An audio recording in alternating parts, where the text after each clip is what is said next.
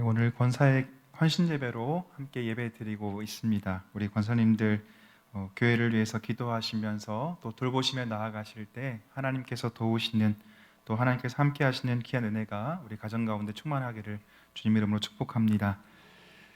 사랑한다면 나 자신의 어느 부분까지 자신을 내어주실 수 있겠습니까? 사랑에 대한 정의가 세상에 많지만 성경에서는 사랑을 자신을 내어주는 것이라고 설명하고 있습니다. 요한복음 3장 16절 말씀해 보시면 우리에게 이렇게 말해주고 있습니다. 하나님이 세상을 이처럼 사랑하사 독생자를 주셨으니 이는 그를 믿는 자마다 멸망하지 않고 영생을 얻게 하려 하심이라 라고 말씀해 주고 계십니다. 하나님의 사랑은 자신의 독생자 예수 그리스도를 이 땅에 보내주신 것으로 나타났습니다. 이 땅에 보내신 것으로 그치지 않고 자신의 아들 예수를 십자가에 못 박혀 죽게 하심으로 이 세상과 사람들을 사랑했다라고 성경은 우리에게 말해주고 있습니다.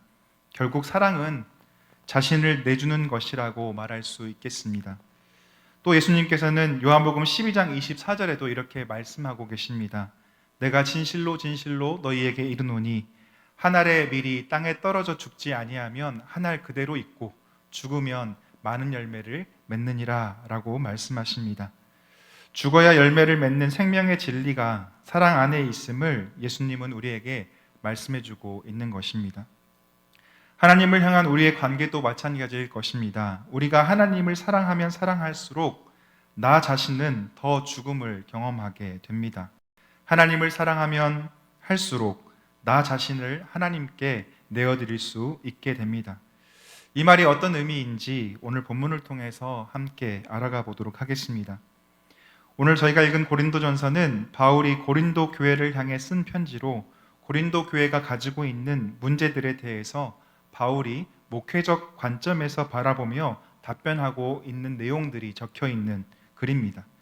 전체적으로 살펴보시면 바울은 이 고린도 교회 안에 있었던 여러 문제들, 당파 분열 문제, 음행의 문제, 송사의 문제, 결혼과 또 우상의 제물의 취식 문제, 공적 예배에 대한 문제, 부활 등의 문제를 차례로 다루고 있는데 오늘 본문은 5번째 문제인 우상 제물의 취식 문제에 대한 교훈을 우리에게 말씀해주고 있는 것입니다.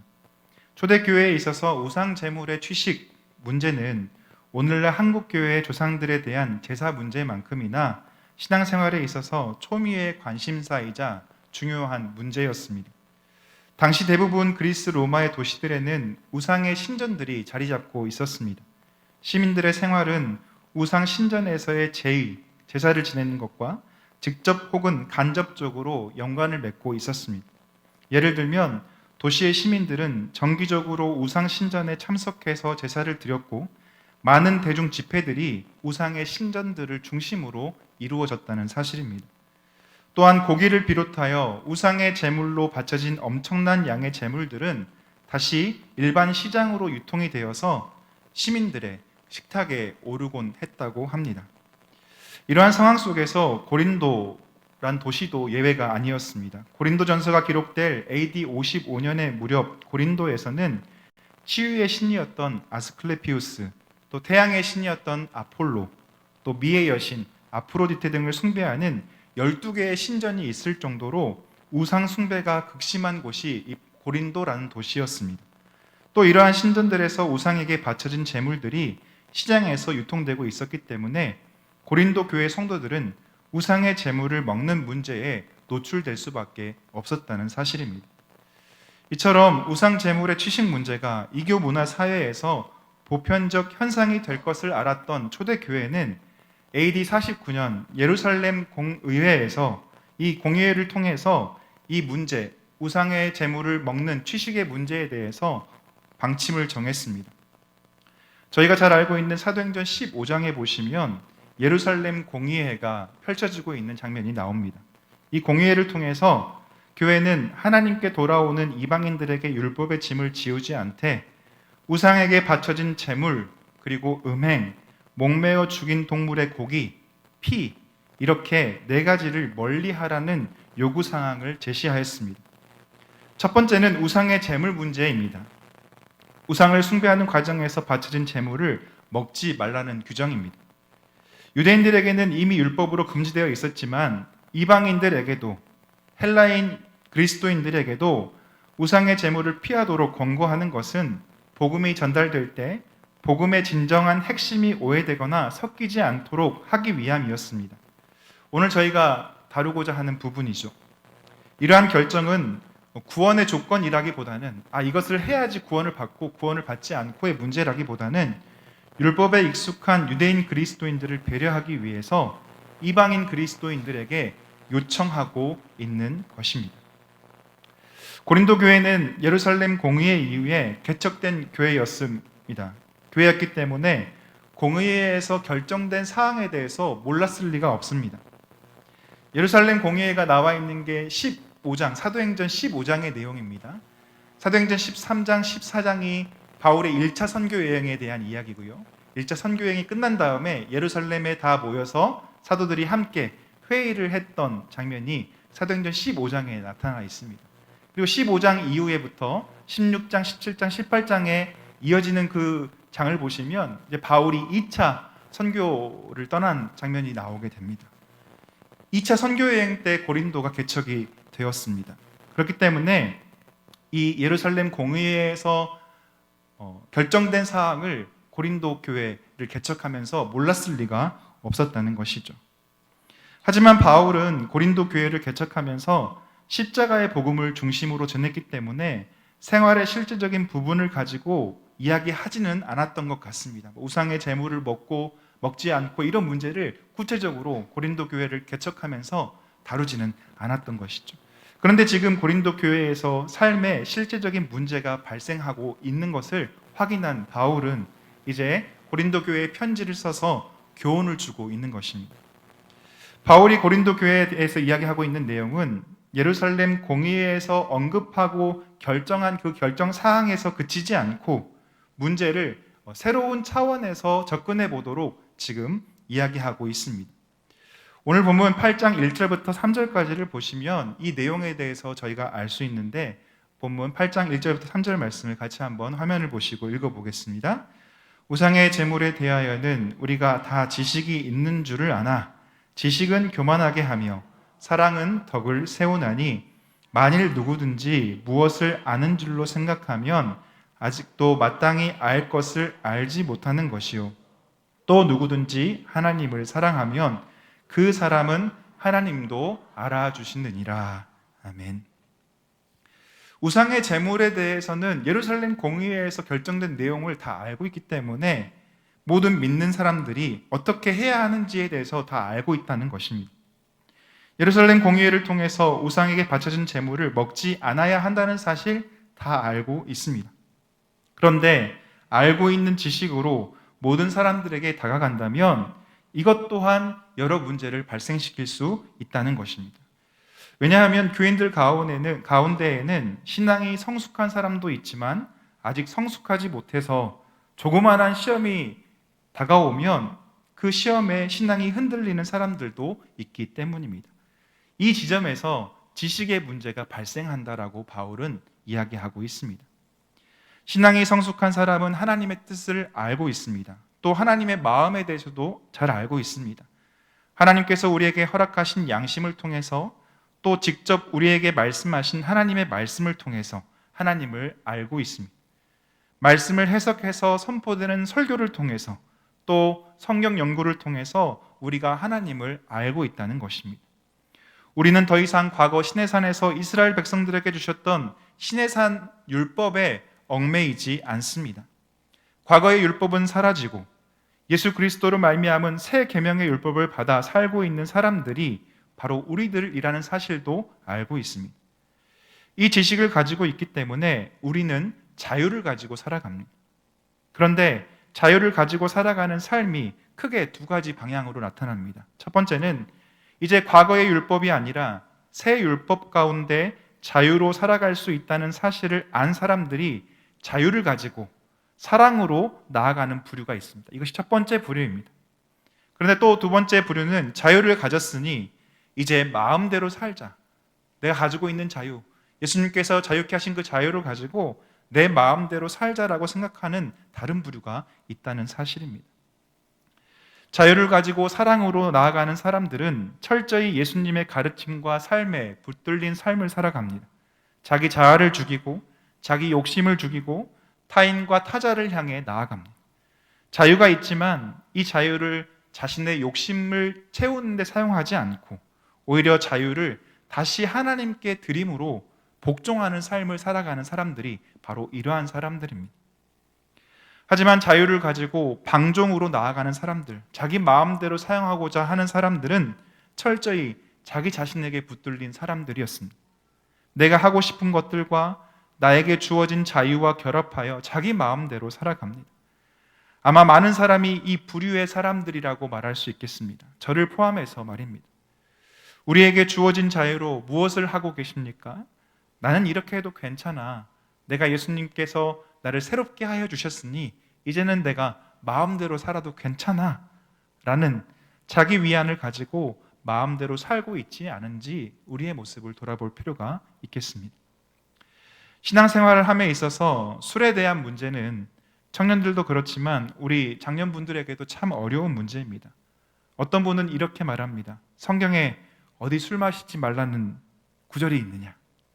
술 취하지만 말라라고 말씀하셨으니까 취하지만 않게 마시면 된다라고 말씀하시는 분이 간혹 계십니다. 나는 자유하니까, 술에 대해서 자유하니까 거리낌 없이 할 수 있다라고 말씀하신다면 반은 맞고 반은 틀린 이야기입니다. 나는 자유하니까 너도 자유해도 괜찮아, 너도 해도 괜찮아 라고 말하는 것은 한번 생각해 봐야 할 문제입니다. 나의 선택과 나의 모습을 본 다른 사람들이 나의 자유를 통해 결정한 나의 행동을 받아들이지 못한다면 교회 공동체 안에서 결코 괜찮은 것이 아닐 수 있다는 것입니다. 사실 우상의 제물을 먹는 것은 아무것도 아니라고 바울은 4절부터 6절까지의 말씀에서 이야기하고 있습니다. 왜냐하면 우상은 아무것도 아님을 우리가 다 알고 있기 때문에 그렇습니다. 예루살렘 공의회에서 우상에게 바친 제물을 먹지 말 것을 결의하긴 했지만 사실 우상에게 바치려고 하는 행위 자체가 우상이 아무것도 없는 실체잖아요. 실체가 없는 아무것도 아닌 거잖아요. 아무것도 없는 것에게 하는 행위임을 지식이 있는 사람들, 하나님을 믿는 사람들은 다 알고 있다는 것입니다.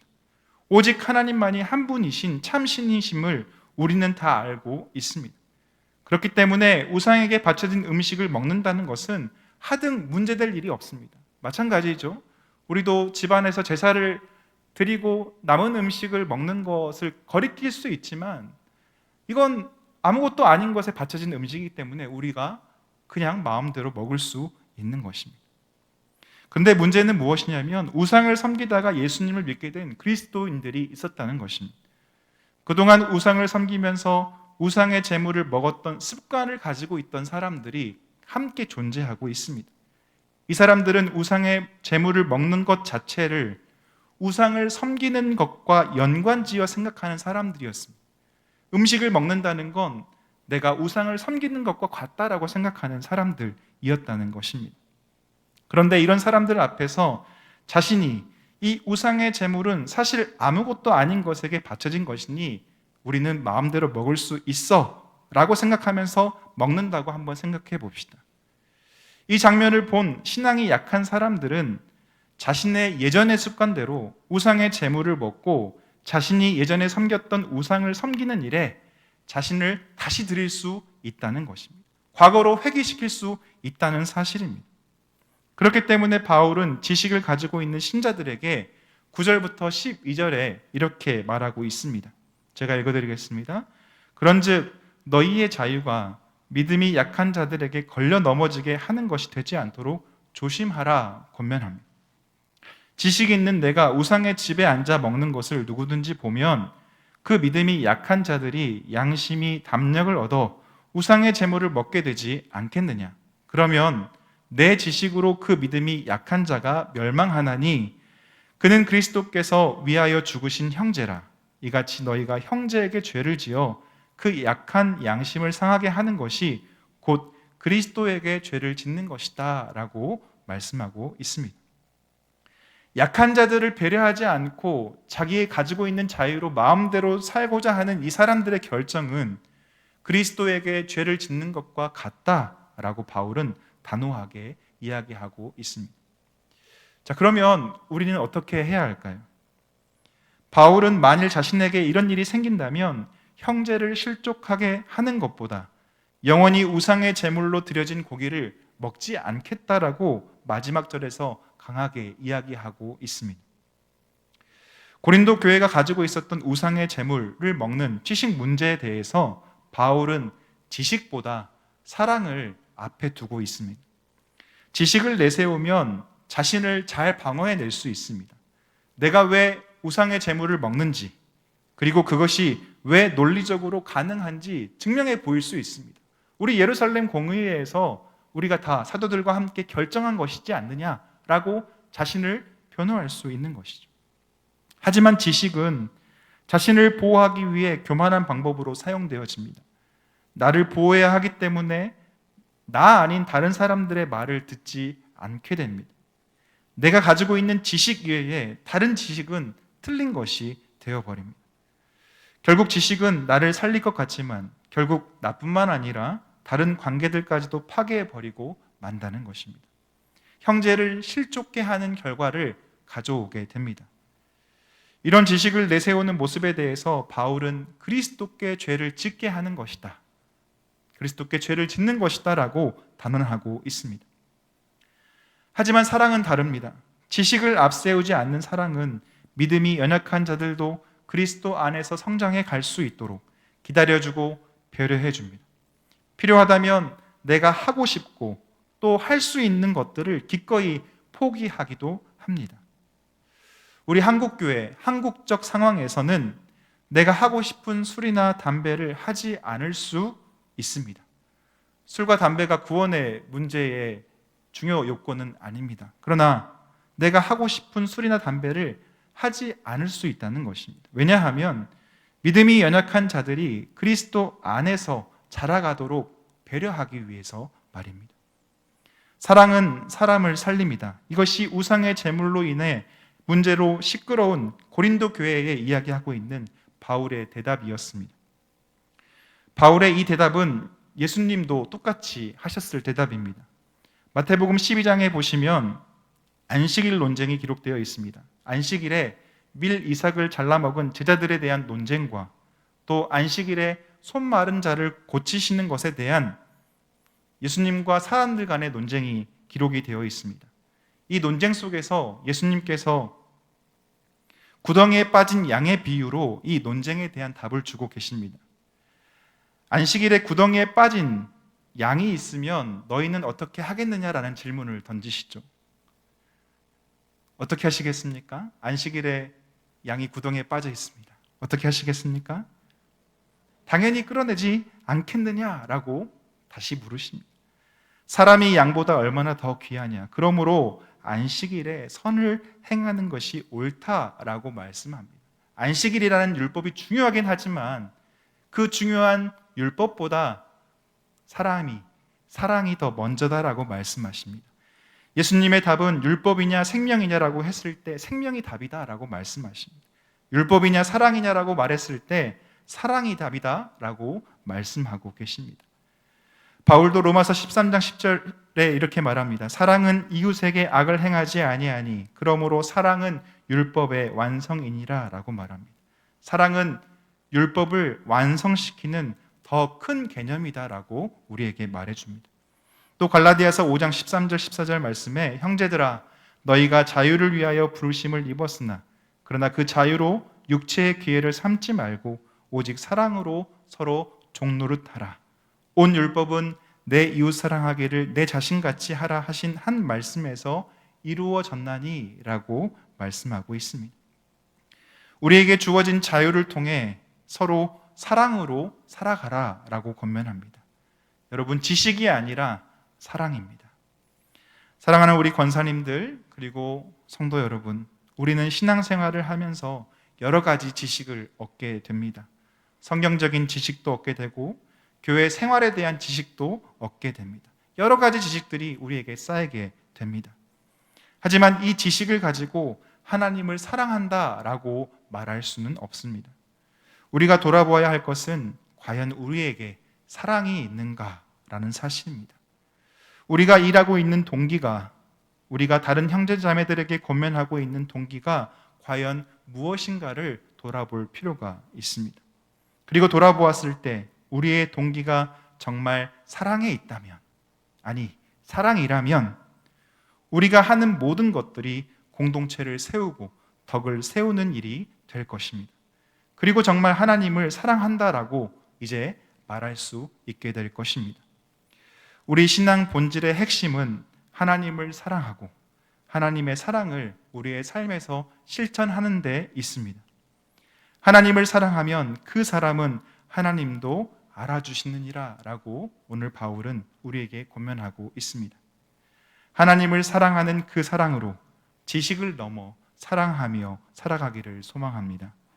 오늘 우리에게 들려주시는 이 말씀이 우리 권사의 헌신예배로 나아가시는 우리 권사님들과 모든 성도님들에게 신앙생활 안에서 가슴 깊이 울리기를 기도합니다. 기도하겠습니다. 하나님.